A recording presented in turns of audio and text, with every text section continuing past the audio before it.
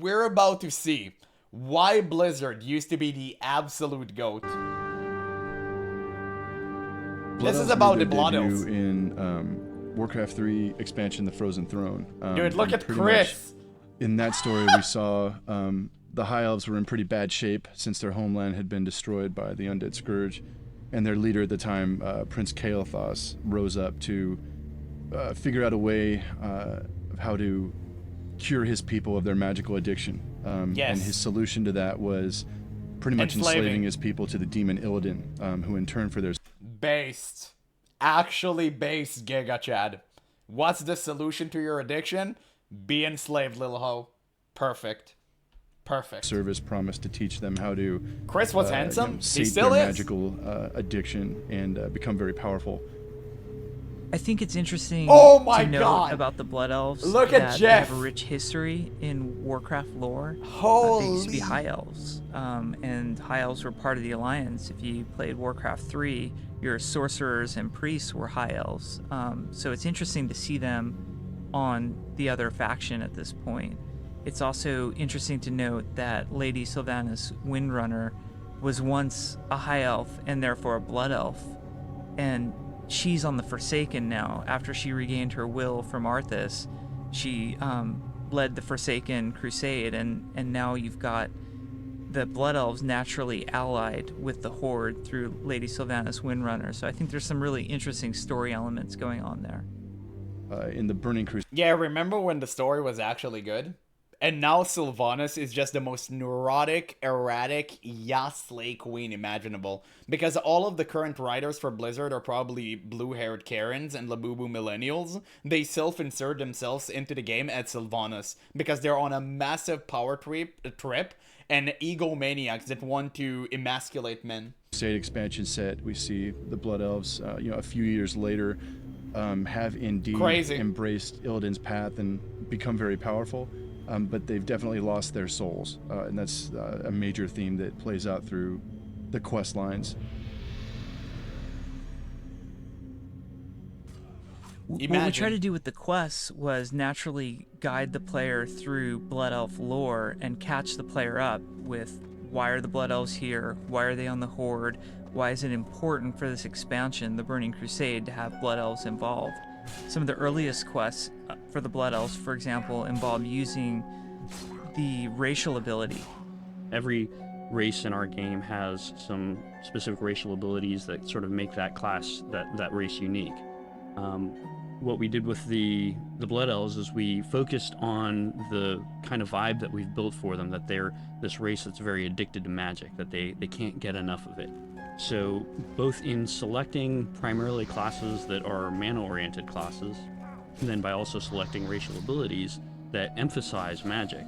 For example, the mana tap ability that all Blood Elves have that allows them to kind of sap mana from the target and also build up a little bit of a buff that leads into their next ability, which is Arcane Torrent. And Arcane Torrent kind of sucks all the magic in the area around them, silencing nearby targets and kind of restores some energy or some mana. And it had to be nerfed if I'm not mistaken. I think it was for a certain period of time the strongest racial ability in the game, but feel free to correct me on that. For that character. So what we've done is we've tried to focus on abilities that reinforce those themes that we've developed for the Blood Elves. Blood Elf Paladin was quite an interesting one to talk about, in terms of lore especially. So they refer to themselves as Blood Knights, even though they are paladins. They cannot embrace the light. Rather, they see the light as this thing for them to manipulate. We thought the game would play a lot Damn. better at the highest ends if that class option was available for the Horde. Wow, dude, you heard that? That was a key distinction in the story. Actually, damn, I didn't even know that myself. I actually learned something. That's really cool. And today, if you look at it, it's so funny because we're at midnight and the focus is on, like, Blood Elves Paladins. And it's like, oh, the light, embrace me. I honor the light. I love the light. Like, light, please guide me. And it's like, brother, that's completely different than what he just spoke. So you can see the tale and story. Suddenly, all of the Blood Elves are worshipping the light for some odd reason. And back in the day, they saw it as something to manipulate. It was a power source for them. It wasn't a thing of fate, it was a thing of power. They were using it for their own gain. That's cool. Did I love that? As we sat around trying to figure out, well, this is certainly a break in the lore. You know, how the hell are we going to rationalize this one? We came up with a pretty cool hook, which was Blood Elves overall kind of lost their faith in the light following the events of Warcraft 3. You know, the undead had ruled their kingdom, and the light wasn't there for them in their darkest hour. It was, but they didn't use it very well. And so, in their bitterness, they kind of turned from the light, and the prospect of them stealing the light or bending it to their will really meshed with their kit. Their personality really fit that faction, you know, kind of cursed on the inside. But at the same time, they are relatively, you know, attractive race. At a glance, they kind of might not look like they fit on there, but when you play the game and you get into their quests and their story, and you start seeing more of their emotes and sort of the subtleties of the race, you'll really see that, yeah, they obviously fit on the board. Architecture. A lot of the High Elf architecture, as we understand it, was held together by magic. So we've seen 5 different people speak about the game this far. Have you noticed any common factor about all of them? Have you, I want to see some answers here. Have you noticed it? Or, like maybe just, Wallopus! Oh, thank you so much for the donation. I'm in your walls, okay, back to work. Thank you. Thank you so much, just as I paused. But thank you. You really don't have to donate, but thank you so much. I appreciate that, truly. The High Elves or the Blood Elves. Just enjoy the stream. See them now. Are dependent on, their whole culture is dependent on magic. And the Sunwell was the source of that magic, and when the Sunwell was destroyed, the architecture that was being held together by this magic started to fall apart. So part of their main city, Silvermoon, half of it is completely abandoned and run down because there's no more magic left to hold these buildings into place.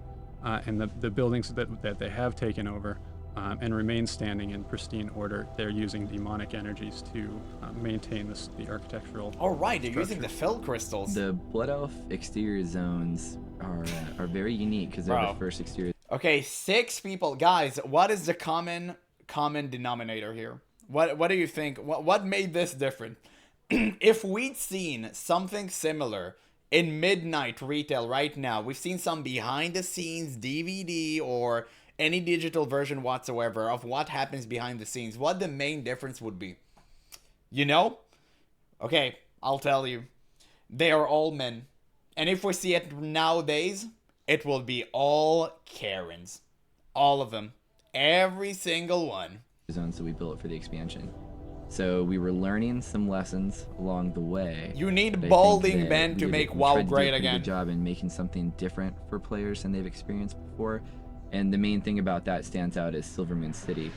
Silvermoon City is the home city for the Blood Elf race. Don't forget the purple Horde and was pink finally hair. able Yeah. To get its giant grand city. You're right, my bad. So Silvermoon City is a great example of one of these areas. It has the pristine area, which the Blood Elves have been rebuilding and was untouched from Arthas. There's the dead scar that goes right through the center of the city and is complete and utter devastation. Then the ruins of Silvermoon, which have been abandoned, they got cut off by the Scourge. So they haven't bothered to rebuild that. They just moved everybody over to the pristine side. We decided to take one half and make it the city proper, and take the other half and turn it into what we call like a sub-zone, which is a small area that we expect players to quest and adventure in. And that's where we send players on early in the game. So they go through there, they play a couple quests, and then they exit out into the rest of Eversong, which would be the rest of the actual Blood Elf zone.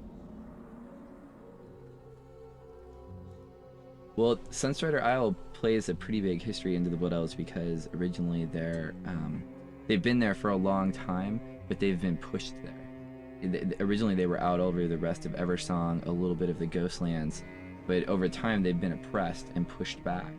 So for us, it always works out really great to have a small starting area because we can keep the players, not necessarily enclosed, but we can keep them where we want for quests. And for a lot of people who are just learning how to play the game. They're level 1, they're level 3, so tend to not want them to get too far off a road or get stuck in a dungeon they might not want to be in. So doing an island like that that's connected right off the edge of the coast plays really well to that aspect for us.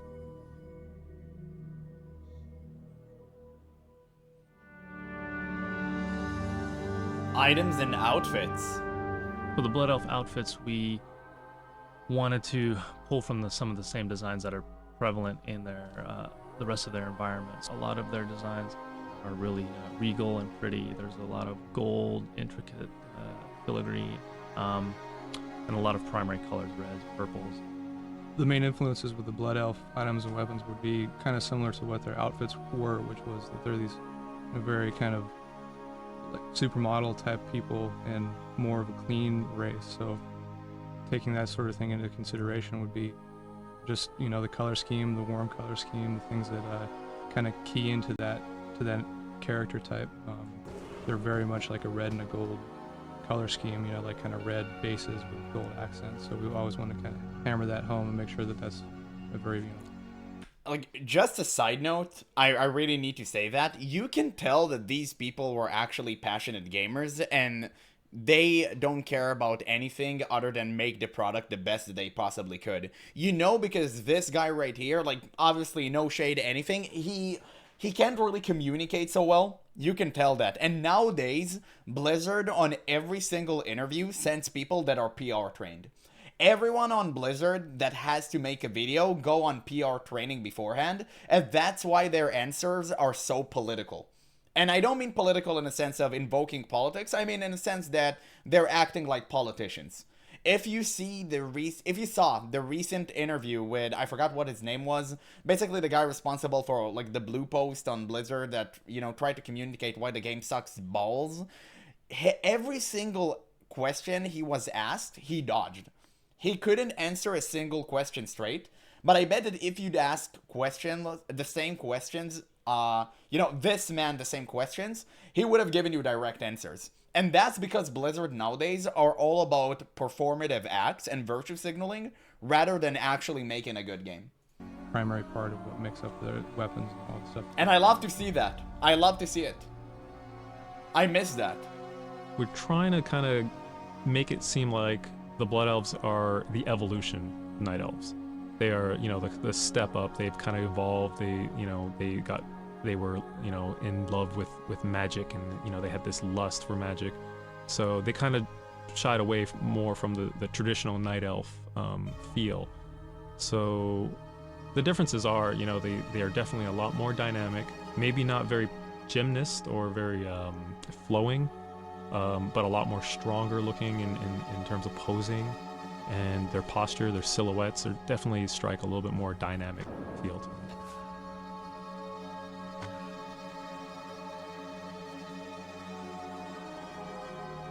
You know, they're definitely more humanoid looking.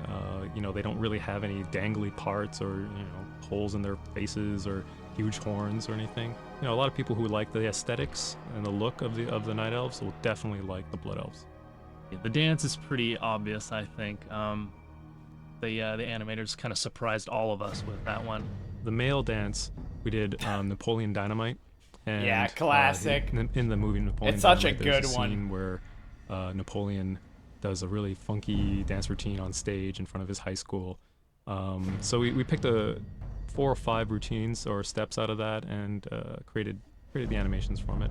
They did it before Fortnite, by the way. We're playing with the idea of a kind of pop culture dance. So we took Britney Spears videos and kind of picked apart steps from several of her videos.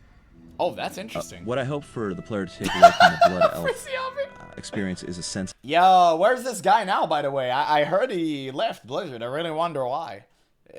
of identity. Am I evil or am I a good race? Because I think we kind of leave it on the edge there. A sense of identity for being a Horde character, but a very different Horde character from what they've previously known. Completely different from any kind of Alliance character. Because again, the race is a pretty race. Damn, full Nax gear, too. Beautiful. The women and men of the Blood Elves are beautiful races, beautiful creatures. Yeah. But there's more to them than that. Imagine saying that they're beautiful races and beautiful creatures. Today, it would never stand because all of the virtue signaling and DEI crap. But yeah. Okay, let's move to the other one. This is about the, let's see, Oh, the Blood Elf shot. Hey, I'm Nick Carpenter, and I am the This creative is the director classic for DBC Blizzard trailer Cinematics, animation. And today we're going to be taking a look at the two new player races, the Draenei and Blood Elf. And we're going to be taking an inside look at the Blood Elf shot and pretty much breaking it down and give you guys an inside look. Oh, the One of the things that music. was really cool for us in this particular piece is we were able to show the Blood Elf at the beginning, where she looks pretty much like any character on the good side of Warcraft, pretty much on the Alliance, where she feels calm, mundane, and then as the shot progresses and the Mana Worm comes in, you get to see a darker side of her, which is pretty much the nature of the Blood Elf race. And we actually got to do that with the Draenei. At the opening of the Draenei shot, he's in dark and he's shrouded and it's heavy lighting, and then he was really steps cool, into light, actually. which reveals him He to was. be an actual good character. The Draenei Unfortunately, the Paladin weapon is was trash. actually the same race as Archimonde, and if you guys are familiar with Archimonde, he was the bad character in Warcraft 3. So it's really cool for us to sort of see these polar opposites in these characters and really explore that in this particular cinematic. Okay, so this is the Blood Elf shot, WA40, and we're pretty much gonna just break it down. So the first part is drawn, which is your traditional 2D storyboard, and it's pretty much done like everyone else. Gives us an idea of where we're going and Oh, the pacing. damn. Okay. And from there, we go out and film live action reference for the animators. So then If this was made today, she would have been fat. you get a basic understanding of motion and timing and pacing. And from there, we go into what's called a 3D animatic, which is sort of a blend between 3D and 2D in terms of storytelling. And it basically gives us a physical world representation of exactly what we're going to be seeing in the shot. And once we have that, it's pretty much laid out, and then we Oh, go wow, straight she's into bald. first pass animation. And first pass is usually just a quick stab at exactly what we're seeing in the live action reference. And then from there, we just keep polishing it until the shot is final. Wow. Damn, all of this to make one cinematic, and think that this is just like one part of that cinematic. There were way better parts than this. This is just like iconic. But there was like, I think the mage doing shenaniganry, the warrior, all of this swinging and stuff. I guess that must have been a nightmare to animate. I wonder how much faster it is today. I just don't know anything about animation. So I couldn't really tell you. Atmospheric effects added. Oh, it's like the phases and stuff. Oh, that's cool. Jesus, textured, spectacularly added. Wow. Hair is like the last thing to be added. It's insane. The final shot.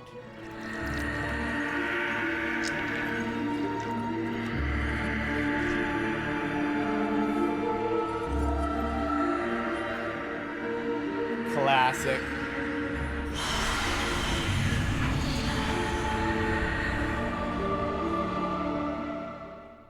Pinnacle bra moment. Wow. Wow, that was so good. So much effort has went into that. That's so interesting. I didn't even know that. Wow. Okay, that was really, really cool. So now we have the creation of the Draenei. One of the difficulties with the Draenei is that you can't just summarize them inside of, a 4-minute speech. They're not a one-sentence group, and it's something we've known about since we decided on, using them as the new Alliance race. We had series villains like Archimonde and Kil'jaeden that are from this race called the Eridar.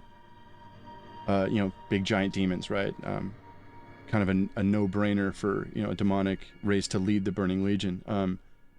And as we were kind of staring at those models and looking at that concept art, as we were kind of struggling to find the perfect Alliance race to add, that form just kind of came back to us again and again.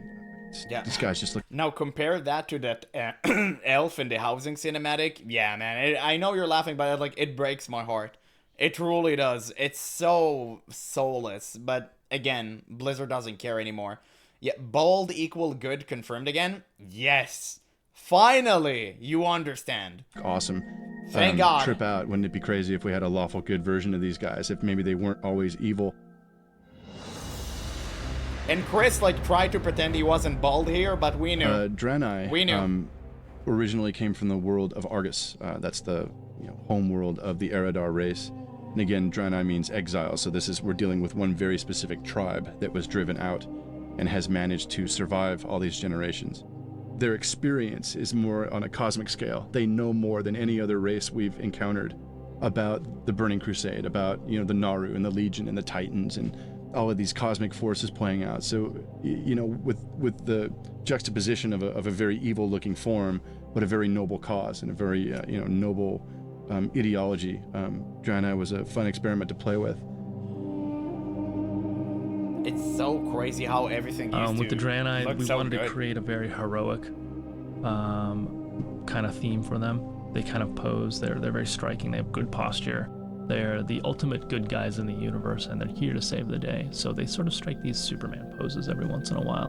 Their proponents or their matrons are the Naru. The Naru are these massively powerful kind of celestial beings. They're pretty much the angels of the Warcraft universe.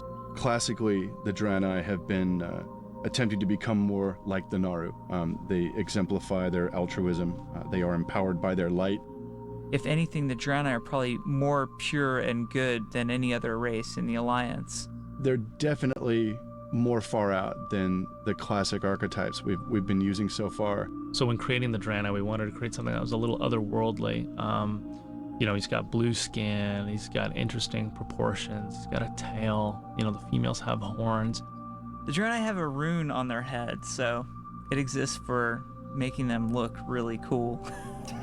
That actually is called Simple the Mark as of the that. Naru. It's a blessing placed on their forehead.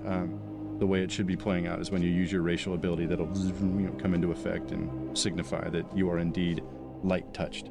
We wanted to make it feel like the Draenei were always part of the Warcraft universe. Yeah, they the had to Draenei retcon screening something areas back in the were day, too. a pretty unique challenge because we were trying to build a place for a new race to start, but we didn't really have any real estate. When the Draenei ship, the Exodar, crashed, it sort of scattered all over the place. So there are multiple crash sites throughout northern Kalimdor. And they basically landed on 2 islands that are off the coast of Darkshore, south of Teldrassil. And these islands we separated out. We have one as a 1 to 10 playable zone, and the other is our 10 to 20.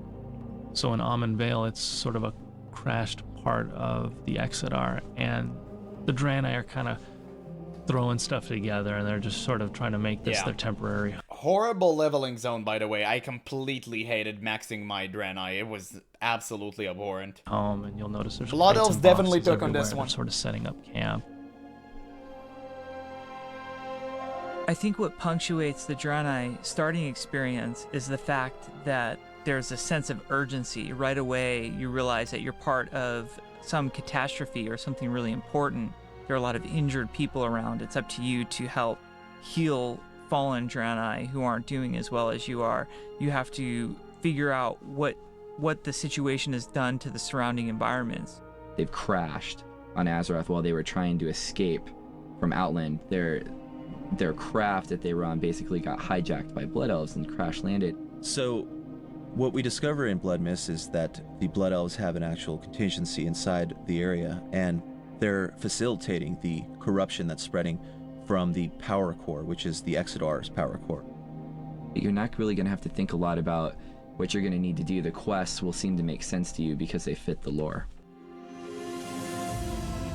Usually with a zone or a race, I always like to look at something that you've seen in the world, like this zone needs to look like a Tibetan monastery, or this zone needs to look like a redwood forest. Well, the tricky thing with the Draenei, they came from another planet. We really had nothing to base the Draenei on. So your first encounter with the Draenei architecture is in Amon Vale, and that's just a small fragment of your giant ship that crashed, and which is in fact a small section of even a larger ship that you'll find out about later in the game. We decided early on that the Draenei would have a lot of crystal energy and crystal-related architecture that would be infused or inbound in their architecture. where those crystals came from and why they're there and what role they play in the story is all something that'll eventually unfold in the game. We came up with something that you couldn't really identify as anything that relates to this planet. As you progress in the game as a Draenei, you know, you'll start to see a little bit more of their themes come through with their armor Items and their look so clothes. good in TBC. A lot of their items and weapons and their clothing have these crystals on them, which are prevalent in their ship and their architecture. I'd say you play like newer games and their weapon designs may be really cool looking, but as a gamer, if you can't make a connection, you don't really appreciate what the weapon does. Draenei incorporate a lot of crystals and stone of like almost metallic kind of nature into their items, armor. The Exodar is the crashed craft that the Draenei came down onto Azeroth on, and it's buried halfway into the side of a mountain. Yeah, walk into Exodar the first time, you're like, what the hell is this? As far as looks go, it looks completely amazing. It's just a whole new art style than we've ever kind of tackled before, and I think it really stands out on its own as a city. All of their operations that they're trying to still figure out what happened, why did they crash here, what are they going to do? I think the centerpiece of all of that is here at the Exodar. With the Draenei, we wanted to create something that you would never expect to see in World of Warcraft, while at the same time, it couldn't look too far out that no one could relate to it. I think we struck a pretty good balance with it. What we want the players to come away with from the Draenei experience, that they've taken on the main heroic role for their people, that they're kind of at the forefront of that. What happened to my race? How did I end up here?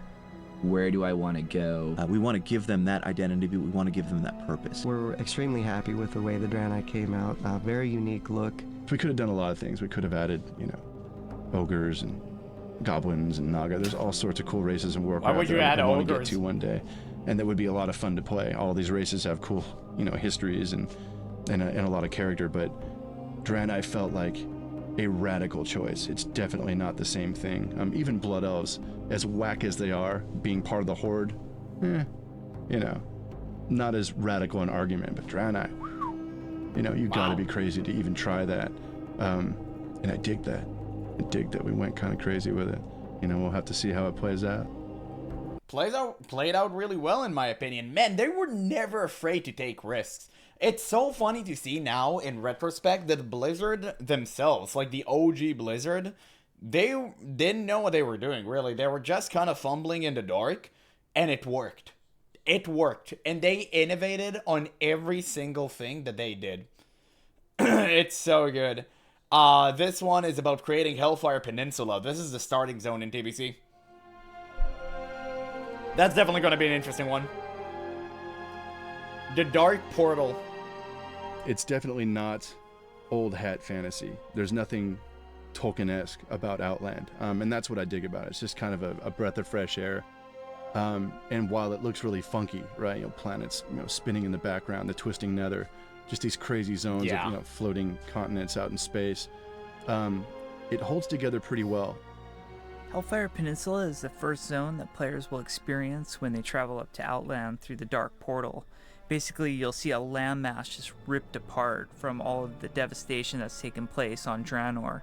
And this is Outland. When you walk through that Dark Portal, we are defining Outland in that moment.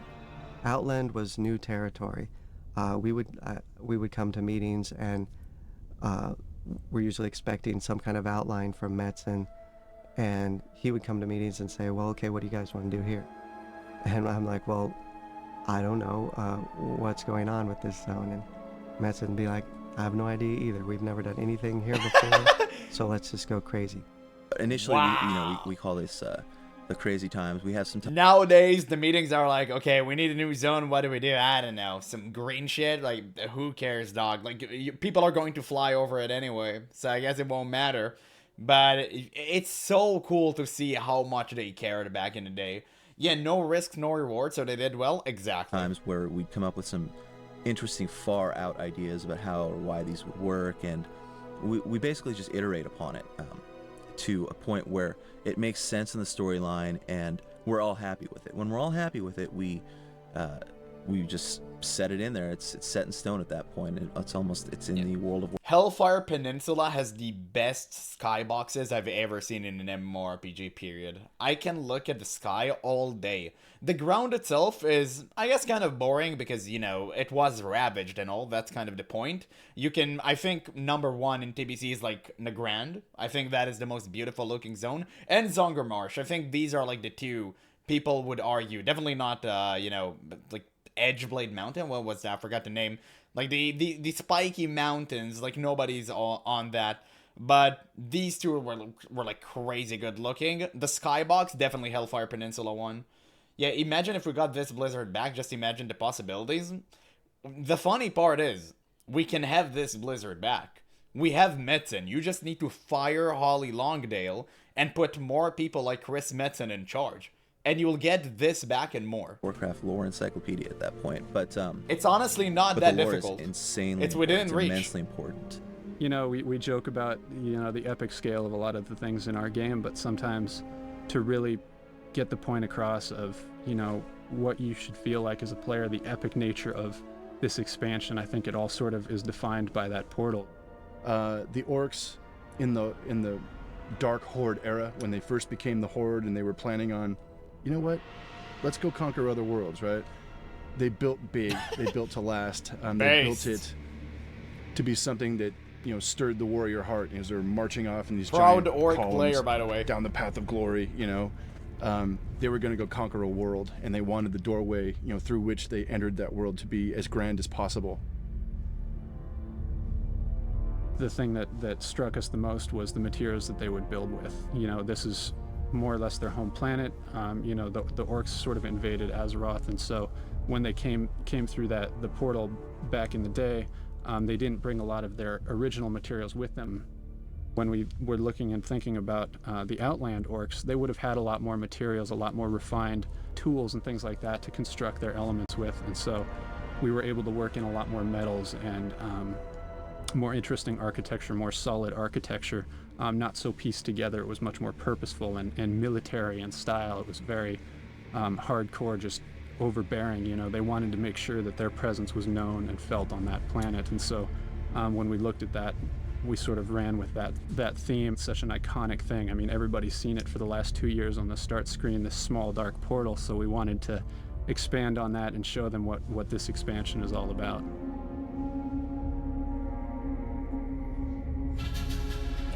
Lore and history. Hellfire supports, you know, an alliance base and a horde base themselves with some pretty cool stories. It definitely, the breadth of the zone allows us to tell stories and create quest lines that are evocative of that Warcraft 2 expansion set and the whole history of the alliance and the horde in this area. You know, for us to express, we wanted to really play off to the history of the zone. We're doing a lot of new zones here that players might not have heard of and not have seen, but Hellfire is one that kind of hits home because it's really got a lot more lore involved in it. Lore and quests are extremely important. Every quest we do. Oh my god, thank you. Oh, can we hear this again? Quests are. Can we hear this again? Listen. Listen. Lore and quests are extremely important. Based Giga Chad. Holy, imagine saying this at today World of Warcraft. Lore and quests are extremely important.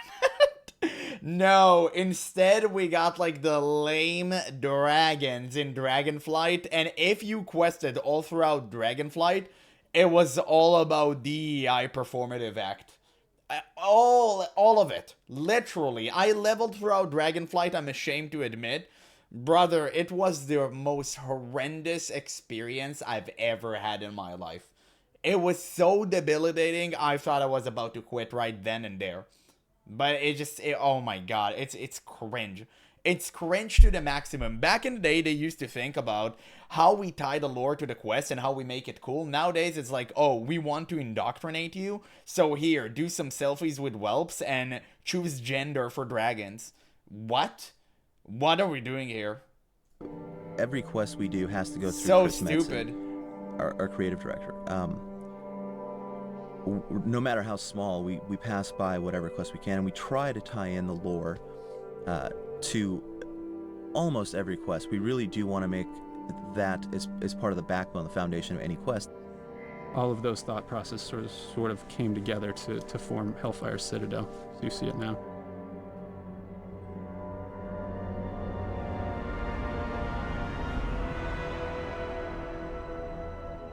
Hellfire Citadel's got a really unique silhouette, so on the horizon when you're walking up to it, it's in the middle of a canyon. It really stands out.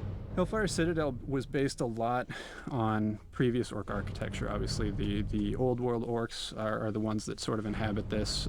So we looked a lot at the existing orc architecture that we have in the World of Warcraft. But then we also had to think about exactly what would differentiate outland orcs from the orcs that inhabit Azeroth. Hellfire Citadel is our first 5-man dungeon that players will be experiencing in the expansion. It's a winged dungeon, which for anyone that played the original game will remember as Scarlet Monastery. I think one of the first wings of Yeah, the I didn't like it. I wish they didn't do that. I always loved vanilla way of dungeoning, I think, or dungeoneering, however you're saying that. Like, it's kind of a damn shame they went with a split and they kept it going for all eternity pretty much. I'm not a huge fan of that. I never liked the wing parts. I never liked shorter dungeons. I really enjoyed the massive scale dungeons we had in vanilla, and every dungeon was an experience. It was a commitment. You knew that if you were about to do Marathon, you need to make sure you have 3 hours of clean slate ahead of you, because you really wanted to go in that. Now, you could have split the dungeon, but nobody really did that, because just finding another group would take you like 30 more minutes, and it's kind of a waste of time. If you find a good group, you usually just stick with it and finish all the quests in one go. I think that's like the best course of action people take. And yeah, I mean, that was fun. But I don't know, maybe that's just my opinion. I wasn't a huge fan of the winged dungeons at all. completed was the military wing, and it looks awesome. It's you'll see regiments of orcs, fell orcs marching around. You'll see armaments and battlements and weapons all stacked up. These guys are ready for battle, and it really comes across in the environment in the dungeon. It's it's a relatively dark section of the dungeon, a lot of heavy red underlighting. You've got these giant burning cauldrons sort of hanging from the ceiling. They're sort of their defensive battlements that maybe they could turn down and open up on people. A lot of heavy chains, and it's just got this super oppressive military kind of theme. It used to be so dark and Wing gritty. is, basically revolves around the demons and the warlocks, orcs that live there and created the Citadel. We have another one where all of the orcs are being trained, and that one is we call it the military wing, where they're training them to get ready to go back to battle. And then the third wing is the ramparts wing, and the ramparts is basically where you get to fight up on the ledges and the battlements all around the Citadel, but not necessarily inside of it.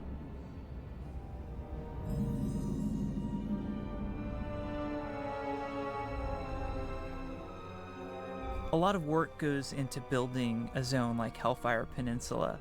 And we always want to top ourselves. We want to make things a lot better than the original Warcraft, World of Warcraft. So we're happy.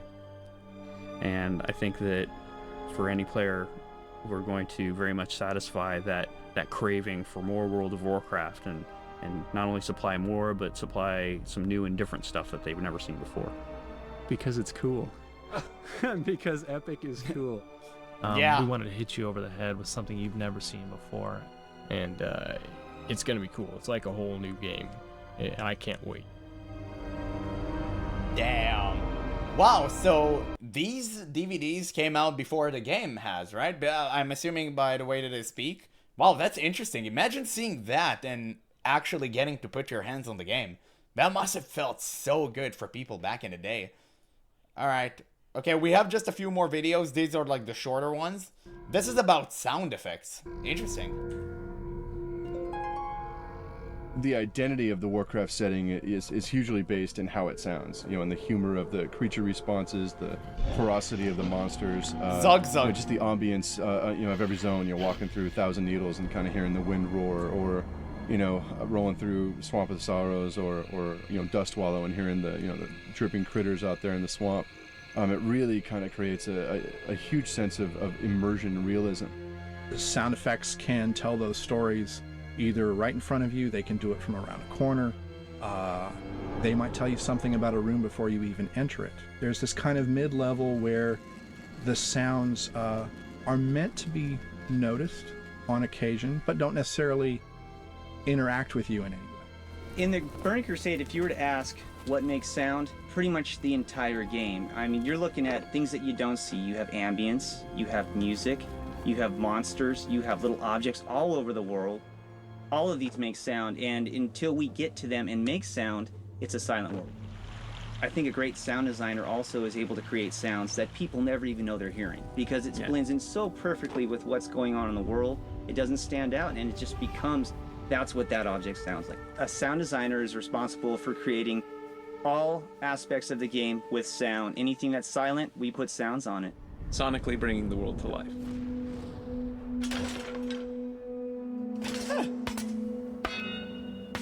Oh, wow. With today's technology, it allows sound designers just to go everywhere. I mean, we can take almost anything and make something out of it. Yeah. You know, scraping metal Absolutely. and turn it into like a gushing wind blowing bug or something. And that's the most attractive aspect, I think, of sound design, is this ability to take sounds that most people wouldn't normally consider as being whatever it is that they're experiencing or looking at, and you're layering all these things and making something out of them that's completely different. We'll often do it here at the office in our studios, or we'll go to a big Foley house in Hollywood and someone who has a really great room full of Foley props so that we can have lots of stuff to use. And we'll have a huge list of things that we need to get, and we'll basically spend the whole day there just making noise. Man, it looks like so much fun to actually create.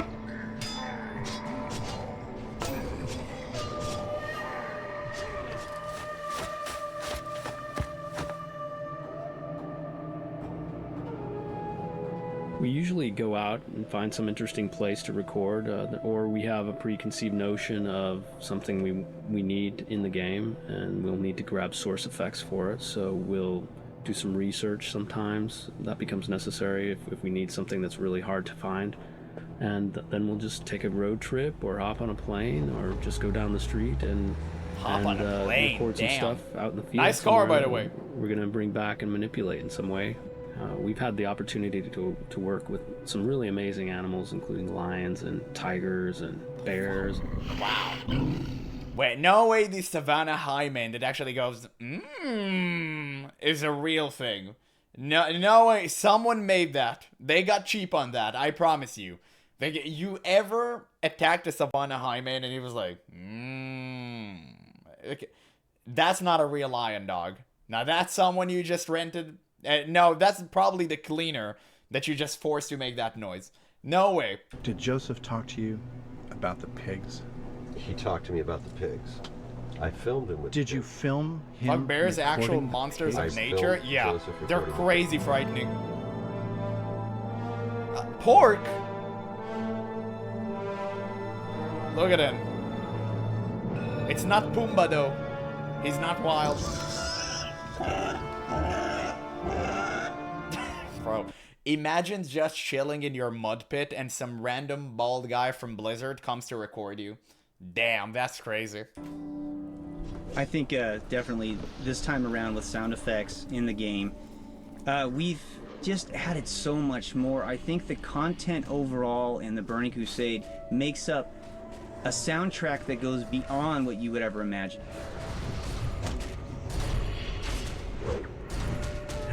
I think people will really be surprised with, the sound effects that we've really put into making this come to life. I really wonder how they got the sounds for spell effects. That was the interesting part. I wish they kind of shown that, but no, that's really dope. That's definitely dope. Yeah, and all of the flame effects and the blessing effects. These are definitely cool as hell, but there was so much passion that was thrown into this. You can tell, they enjoyed out of every single step of the process. Recording the voiceovers. That's interesting.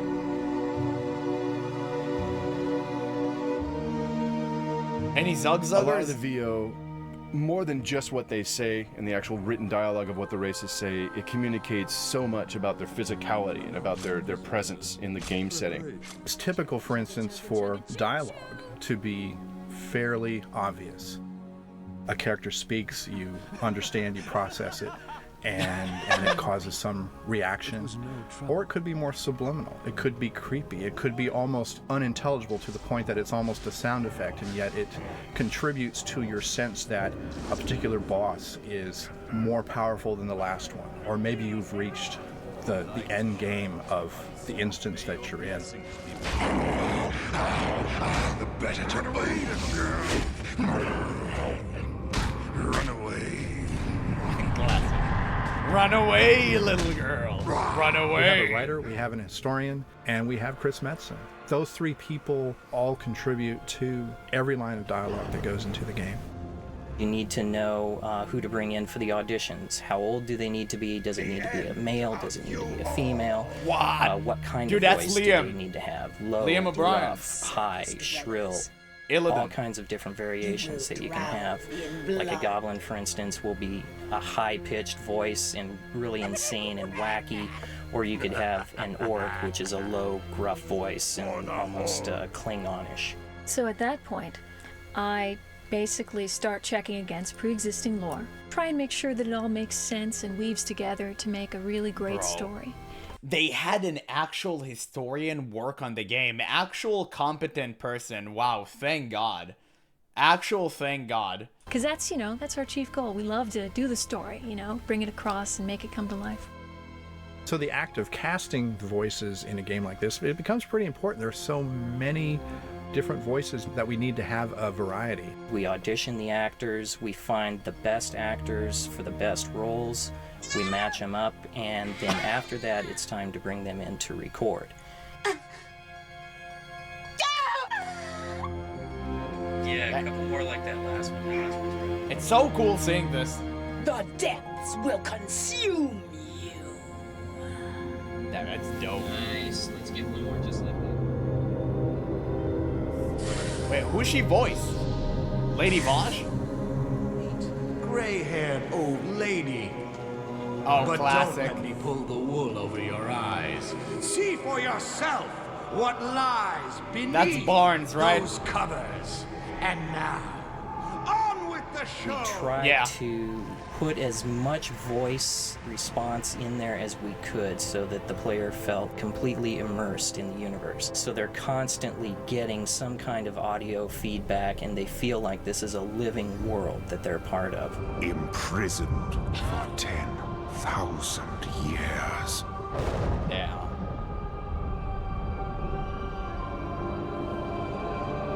Banished from my own homeland. Literal chills. And Say the line. now you dare enter my realm. Please make him say it. Please make him say the line, please. You are not prepared.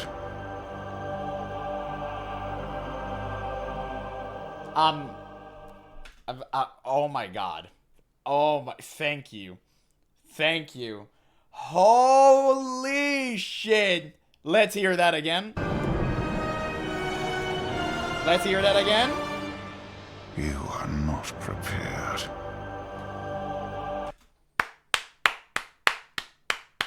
Absolute perfection. Absolute perfection. My God. Wow, dude, that was crazy. I can't believe it's been an hour almost. That went by so quick. My God, it was so good. It was so good. The old DVDs of the Burning Crusade were actually fire. That was incredible. Holy, that was so good, man. But now now it kind of hits me that, oh shit, wait, what? Oh, thank you, Ermitov. Thank you so much for the donation, man. You really don't have to. Yeah, this is what drawn me to Classic. Then I stopped because I played Vanilla, got trapped in BFA, Shadowlands, and Dragonlance. Now back in Black Desert. I feel you, brother. I truly do. It's crazy. Now, seeing all of this is so it's so annoying. I want to cry because I see how Blizzard used to be back in the day and how much they cared. And I see what we have nowadays, which is all about indoctrinating people. It's all about virtue signaling and DEI woke slop that we've been spoon-fed in the past 6 years. And we want this. We really want this back. Like, can we just have that? And don't think for a second that Classic Plus is going to be anything similar to that. It won't. It won't, because it's made by the same people who gave you retail. And that's what frustrates me the most, because I really want this, man. It was so good. Imagine just going on a Friday night, you have no work, no school tomorrow. You can just chill and play World of Warcraft. That could have been so fun. Immerse yourself inside of the world, experiencing the story through music, through incredible art, voice acting. Every single piece that we're missing from today, it just existed back in the day. And the funny thing is, you have Chris Metzen in charge. This can all be back with ease. Just put competent people on top again. Fire Holly Longdale, she needs to be gone, and put Chris Metzen in her stead. I could almost stake my life on it. In 6 months, the game would be infinitesimally better.